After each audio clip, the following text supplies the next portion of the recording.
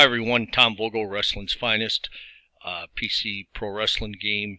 This video here is going to be part 2 of my running a territory video, so hopefully it won't be as long. It's more of a podcast, I guess, on this.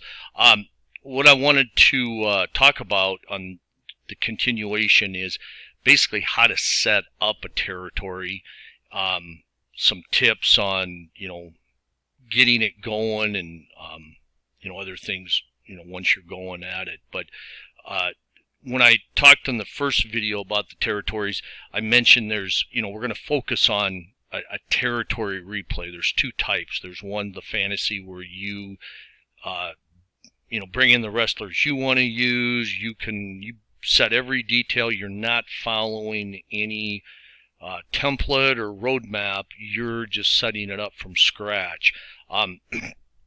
The other one is where I call it a true territory replay, where you follow or you're going to replay or try to recreate a specific territory, whether it's Georgia, Portland, Mid-Atlantic, Texas. We got all kinds of great ones going on at our Delphi Wrestling's Finest forum. We have somebody just started at World Class. We have one guy, John, goes around to about 8 or 9 or 10 different territories, does one show a month. Ed does his Portland Saturday night. We have Bob does NEWA. I know I'm missing some. We have something in Canada. I'm running Georgia. So there are several territory replays. Now, what I'm going to kind of focus on are the actual territories.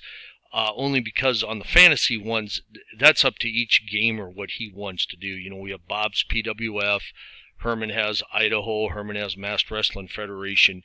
He brings in the guys he wants, sets it up however he wants. He's not following, anything that's ever been done before, those type of territories. So for this one, we're just going to talk a strict territory, that many of us followed in the past. So how do you pick a territory? That's entirely on you. What interests you? It could be what you watched, growing up. With the internet, maybe there's something you didn't really know much about that's all of a sudden piqued your interest. Maybe there's a territory you read about in the old After mags, but you never got to see it until maybe now with the internet, or you did some DVD trading. John, I was able to watch, I think it's 4 consecutive years of Mid-South, every one of their TV shows, but I think 1 or 2 that for some reason aren't out there. I watched a lot of Georgia, a lot of Mid-Atlantic. There's, a lot of these you can watch years of house show or of the TV shows, which intermingles some footage from the house shows. There's also all kinds of DVDs out there, like the Ted DiBiase. It's like 20-some discs. That gives you a chance to maybe get a feel for a territory, but you really have to decide what territory you want to run, and mainly you want to look at again, something that will keep your interest, or at least give you a chance to let it try to work itself out. Sometimes it can be a little frustrating at the start, but you got to, try to give it some time, and hopefully, I've given you some hints, and I give you a couple more. The other factor you can always use is, do you have a favorite wrestler? I've always liked Roddy Piper, so I had a lot of options. I could have done Portland, an early Piper in LA, Mid-Atlantic, WWF. All kinds of, places he wrestled. So it's your call. Now, once you do decide on a territory, it's important that, I think you have to do some research. And by doing research, I mean learn everything you can about the territory. What I have here on my screen is, I'm going to use my Georgia as an example. Again, this is just one way to research. I have a ton of wrestling books, a ton of videos, just like probably most of you have too. And Georgia always sparked my interest. So if you're saying, why did I pick Georgia? It's because I was really into Georgia Championship Wrestling when I started designing Wrestling's Finest. I mean, the wrestlers I first rated were all from Georgia, a little bit of AWA, and also WWF, because we started getting WOR-TV, I think it was January of '81, along with TBS, the Superstation, Channel 17. So anyway, that's why I like Georgia. I really like Gordon Sully. So I was off and running. Now, let's say I wanted to do Georgia just from what I had heard. First thing I would do is probably what everybody does. You go to the internet and you go to Google and you type in Georgia Championship Wrestling, and this is what comes up. I've only got part of the screen up, but just kind of as an example. What I would do is I try to find out when Georgia started, when did it end, and what period am I interested in. For me, it would have to include wrestlers that I know a little bit about. And, most of the wrestlers that went through Georgia are more than likely in Wrestling's Finest, especially if they wrestled in the 70s or 80s. And I know we do have some, from the 60s, but I started watching it in '81, but I like to go back to even, the mid-late 70s when they were, before they even went to the Omni. It was at the Atlanta City Auditorium, I believe, and downtown Atlanta. So I actually go back a little further than when I first started watching Georgia in '81. So what I like to do, and you can do way more than me, you can do way less than me, but what I like to do is I like to know all the towns they went to. I like to try to figure out, where they were each night of the week, and that's kind of a start to it. So do your research, and I would probably urge you, if it's not really a wrestler you're trying to use to figure out the territory, but just the territory itself. If you don't have a period in mind, if it's more like, I just want to do that territory, I would suggest you then make your choice based on, pick a period that has wrestlers that that you're interested in using. Another thing you can do is, I actually picked this off Wikipedia. They had a link. You can also go to Google and type in, Georgia Championship Wrestling results and pick a year. So I just randomly picked 1979, and here you'll see, just a quick little snapshot here of various towns and, the wrestlers that participated on that card. And if you spend maybe just a half hour, if even that, you can not only figure out what nights, or what, like Atlanta, they typically did the Coliseum, or the when they wrestled downtown Atlanta, the Municipal Auditorium, they typically did those Friday nights, I believe. So you can start putting together like a little roadmap. I actually would pull out like a blank calendar, pen and paper, and fill in every town I knew they went to on certain nights, and then I would figure, how often they went, and the next thing I'd have a little, several little calendars knowing the order I would follow if I wanted to do each town's cards. Now, the other option is forget all that, maybe just do a TV taping show Saturday morning, and then, do the Omni Sunday night, because when they moved to the Omni, it was mainly Sunday nights. Now, what you can do with that is you can use your TV show to set up your angle, and then, or set up the matches and angles, and then you can run just the Omni card. I've tried it where I run every little town, and I'll tell you what, when you have a small roster like Georgia did, it makes it really, really hard. I don't want to say it gets boring, but it kind of does, because you can only come up with so many matchups so many times. And thankfully, following the territories, you do get quite a few non-clean finishes, which allows you to continue to bring the same wrestlers and the same matches back to the same town. Because if you have too many clean finishes, you would quickly run out of matchups and feuds and angles. So, but, research a year you might be interested in. If there's not wrestlers on here that you're interested in, then type in another year. once you find out, let's just say you're going to do, like my Georgia, I don't even remember what I say it is, like 75, 76 through 83, something like that.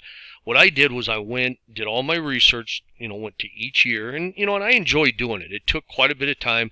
A lot of what I did was it was in 2000 and, I don't even remember what year it was, 2010. Right after the first year, I got snowed in up in northern South Dakota for almost 3 days in a motel. I think it was about 2.5. And I had all my work done. And so what I did was I couldn't go anywhere. I could walk across the parking lot to a Hardee's. I think I ate, every meal there. They got to know me by first name. But it was just a little Motel 6 or Super 8. But I spent hours upon hours of researching Georgia.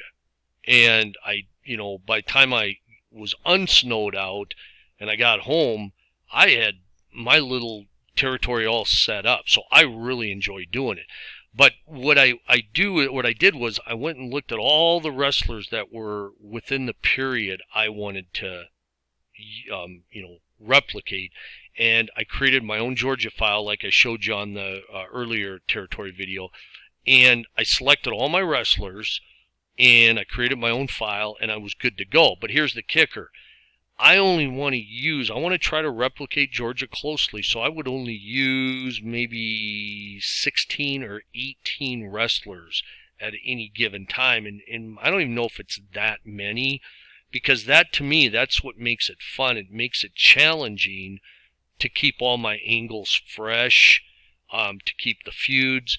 If I think I gave an example of a Masked Superstar Tommy Rich when I did I think it was a 2 out of 3 fall match video, where how can I gracefully get a heel out of a feud that he loses, but still be able to bring him back. I pretend I'm watching TV, and if you make a big deal of the Masked Superstar losing to Tommy Rich, then Masked Superstar isn't going to be in this bright, oh, this guy's so good. But if he can somehow pass by the fact he lost to Rich and just move on to the next feud, you kind of avoid having Masked Superstar become old news.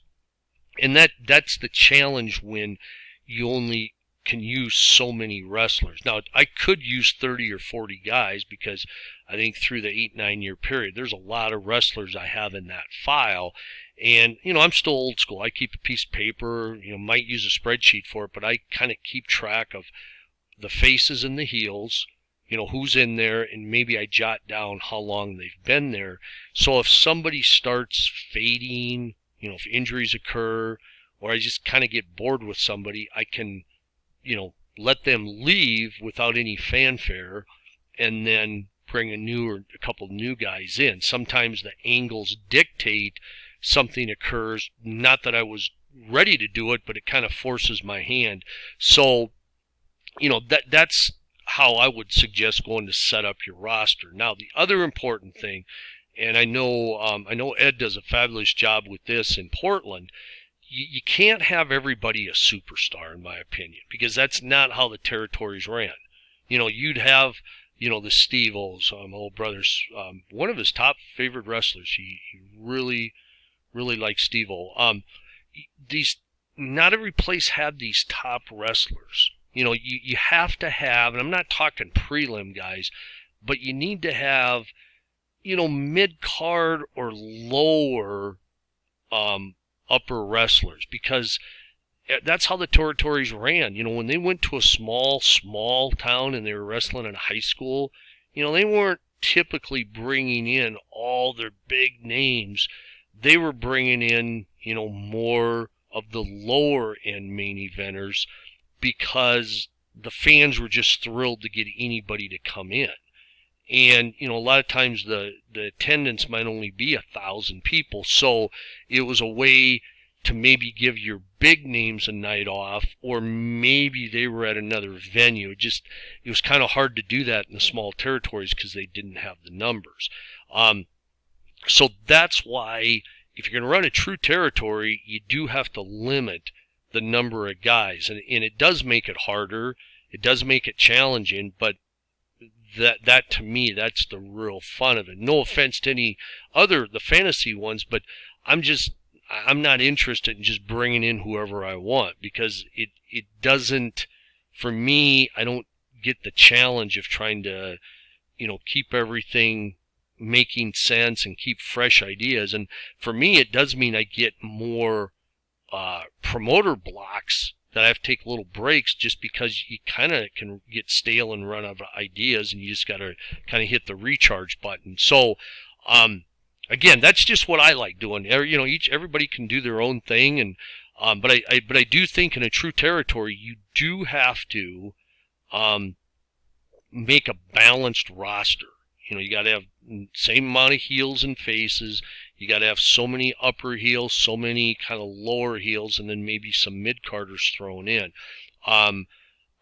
There's ways with the game, with the rating analysis we have, where you can say, okay, I'm going to have 18 wrestlers, 9 heels, 9 faces, or let's say 16, 8 and 8, and I can take 2 or 3 wrestlers that have a rating like 120 or higher. I got to take 3 that are between 80 and 120, and then I got to take 2 that are below that, just to keep the balance of your roster realistic and more true to form how it was in the territories. Because again, we all think, or I shouldn't say we all, I think of the WWF in the mid-'80s, where they rated all the territories, and they brought in, superstar after superstar, and the next thing you know, you have like JYD, who headlined Mid-South. I mean, we're talking, Oklahoma City, Shreveport, and of course the Superdome, bringing in thousands, 10, 12, 15,000 people on a night. He's now wrestling mid-card, or even on the B shows the WWF had. They had some nights they'd have 2 or 3 different cards all over the country, and they had superstars that were in mid-card, and that's not how the territories worked. Now, enough on that. You got your roster built. The tour you're going to set up, meaning how many shows are you going to have a week, and how many matches are you going to have per card. My advice is, if you're going to do a lot of cards in a week, you got to keep the number of matches real low, like 4 or 5. Honestly, otherwise you'll burn out and you'll run out of wrestlers. Your big show, like for me, is the Omni. You always got to know where your big show is, and I talked about that in the first territory video. Where is your Mecca arena? And mine's definitely the Omni. I mean, all roads lead to the Omni. Other territories like AWA, they put huge shows on Denver, Chicago, Milwaukee, Minneapolis, St. Paul, Denver. I mean, Georgia didn't have it. It had Atlanta. And then the next one was probably Augusta, but that was like a huge drop-off. And that's just the way it is. So all of my angles, all of my, feud, should we call feud enders, if you want to call it that, end up in the Omni. That's where, your big shows are gonna be. Now, back in the territory days, you did get the world champion would stay in a territory for a week at a time, and he might hit some of the smaller towns. That would be unbelievable, that if you're in Savannah, Georgia, or, Griffin, Georgia, you might get to see Harley Race or Ric Flair come in. It would pop the crowds, but, it didn't occur very often. So, you have to keep that in mind. I don't know what to really advise, doing 1 show a week or 3 shows or whatever. If I had to, I'd probably say just do the 1 big show. Maybe you want to pick, maybe for Georgia, I want to do Monday night in Augusta, because that was, good show, not the Omni, but that way you keep everything fresh. And, in your mind, that these guys were traveling and wrestling, 5, 6, sometimes 7 times a week. The other thing is, if you're going to do a TV show, try to make that as accurate and realistic as possible. Meaning you're going to have interviews, you're going to have squash matches. I'm not saying you have to, tell everybody you do it, but it might not be a bad idea behind the scenes to kind of set your stuff up through that. I do a Georgia TV show, as part of mine, because that leads, I remember in South Dakota watching Georgia, and I would have given anything to get to go to the Omni the next night. Oh, God, look at this Omni card. This is going to be unbelievable, man. And, my old brother and I would wait till about 11 o'clock Sunday night. We'd call the hotline in the Omni to hear the Freddie Miller tell you the match results. I mean, it was awesome, till my dad saw the phone bill. But it just the excitement of building up. And for us, it was done entirely 100% through the Saturday TV show.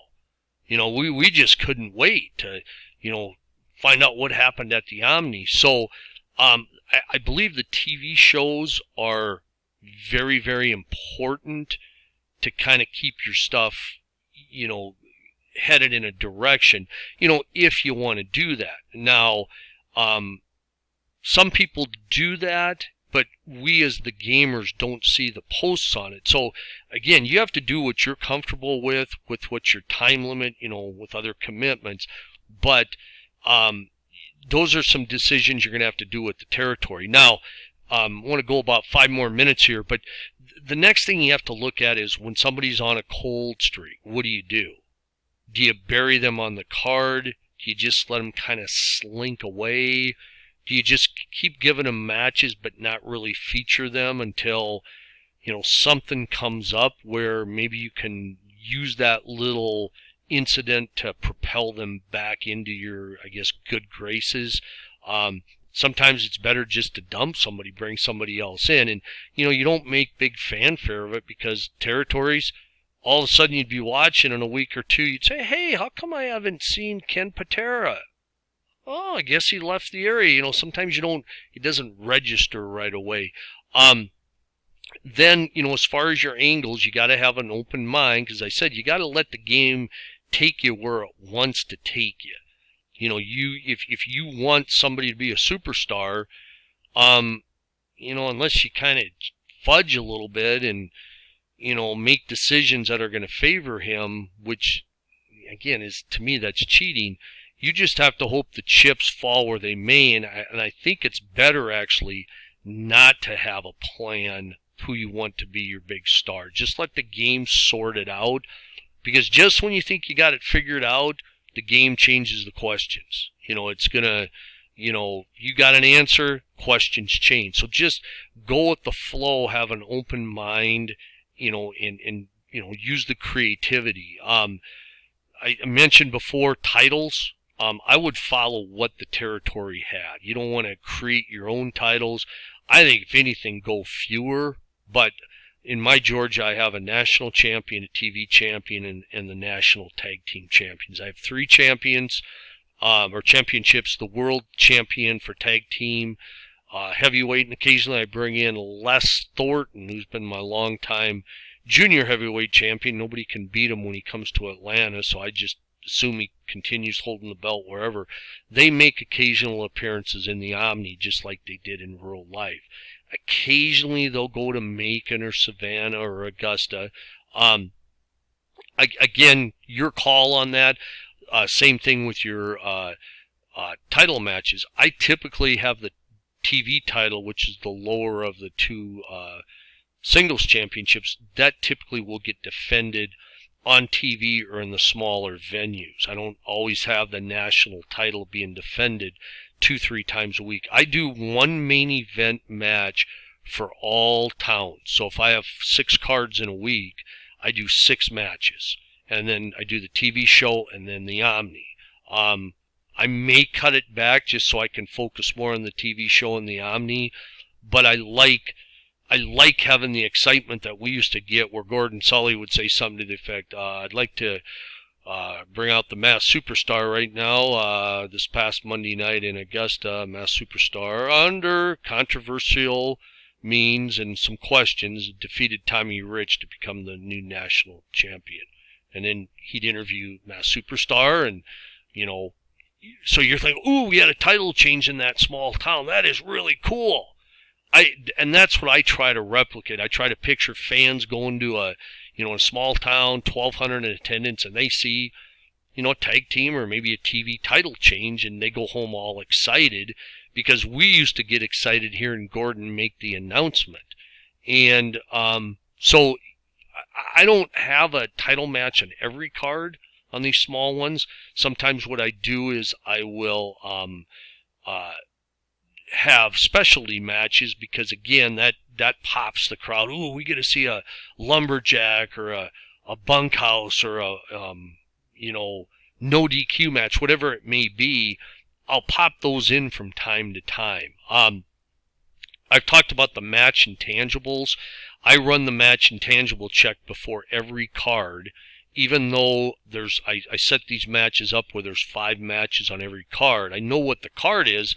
I just don't run the matches. But when I do an intangible check, I know if it says second from the top, I know who that wrestler would be, and then I follow what occurred. Injuries in the game are going to throw you for curves in a small territory, but again, you have to deal with it. And, who are you going to bring in to replace that injured wrestler? Or if it's a short duration, do you just put them on the shelf for a little bit? So, something for you to think about there. I'm not a big fan of running multiple territories if you're running tons of cards. I like, what John does where he hits each territory 1 card per month, and then when he's done, he starts over. It'd be almost impossible for John to run like 4 or 5 cards for each territory each month. I mean, you're talking 50 cards maybe in a month, and that would almost be impossible. So, you got to try to focus on things at hand. And I'm a slow build guy. I don't like to have everything right in your face. I like to, have the angle slowly build. You're chomping at the bit. Maybe you hold a guy off TV after something happened the week before. And when I post my things out of my forum, I like to have people maybe a little disappointed, like, this kind of TV show kind of sucked. Nothing exciting happened. That was part of it. It brought the bill. Okay, maybe next week.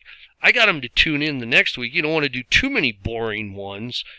You'll lose people, but sometimes boring is good. It builds suspense.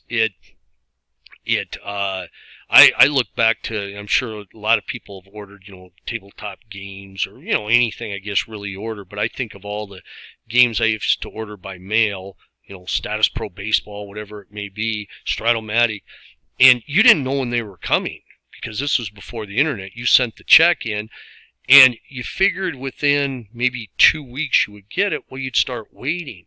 And all of a sudden I was up in my room one day, I saw the UPS hit the brakes, the air brakes. He comes flying up our driveway. I'm down those stairs in about 2 seconds. I'm ecstatic. My game came. I opened the door. Hi, Tommy, and hi, George. How are you? Great, because I looked down and it said J.C. Penney's. So I'd take the package, say goodbye to George, turn around, and all of a sudden, I've been waiting for that. Great. You just glared at your mom like, don't rub it in. And now you were bummed out the rest of the day, the night. But now the next day, you were excited again because maybe your game would come. And that's what I mean. You got to have disappointment sometime to appreciate the high points. And I'm a big believer when you run a territory, you don't shoot all your bullets at one time. Leave a little bit out there. I mean, I know some things I'm going to do with 2 guys, and it's set up perfectly, but I'll deliberately hold it off a little bit just because I want to have the little bit of suspense. And for me, too, I like to look forward to it. I like, when I was going to work to say, I think I'm going to run that match tonight. This is it. This is going to be a big title match. Everything's been built up. And I'd be excited going home getting to run it. But had I run that every night or been all set up, some of that excitement would have gone. So, be patient. Don't overthink things. I said before, if you really aren't having fun, then, abandon ship, not in a bad way. You know, maybe something hit your ship and you don't really have a choice. You got to bail out, but but give it time. Not everything's gonna, work right away. It is gonna take time. It takes patience. And I really think if you do the research like I mentioned earlier, I truly think you'll enjoy your replay more because it will be more authentic and more real to life. And I know when I run Georgia, I really truly believe I feel like I've stepped back in time as far as, how I try to pattern my replay, as close to what Georgia showed us on TV and what I've been able to glean through all my research. So this will cover it for the territories. Again, you can post questions, comments. I'd love people who watch these videos to come visit us at our Delphi Forum, Wrestling's Finest. You can just put that right in Google and it'll take you right there. You don't have to have the game. We just have really great, knowledgeable people, and boy, there's some great wrestling worlds there. Somebody's just getting ready to run the Jim Crockett Memorial Tag Team Cup. Huge, legendary once-a-year tournament that was ran in the Mid-Atlantic, and it's I'm really excited to see this, and just some really cool stuff. You really get your wrestling fix if you're a wrestling fan. And if you've stayed with me 31 minutes and 24 seconds of this podcast, you got to be a wrestling fan. So please consider popping over, checking us out. You can post messages, again, even if you don't have the game. It's always great to get wrestling fans over there. It's a very respectful, polite group, and we have a really good time. So with that, I will say goodbye. Thanks for giving up now almost 32 minutes of your time. If you stuck through this one, my next video, I'm actually going to show you, Gary gave me this idea yesterday, show the wild event chart, that maybe how you can use some of those for angles. I don't necessarily say it has to stick to the territories, but gives you some little cheat things you might be able to use to propel you to some fun, exciting stuff. But that'll be upcoming next. But again, thank you everybody, and I hope you all have a great day.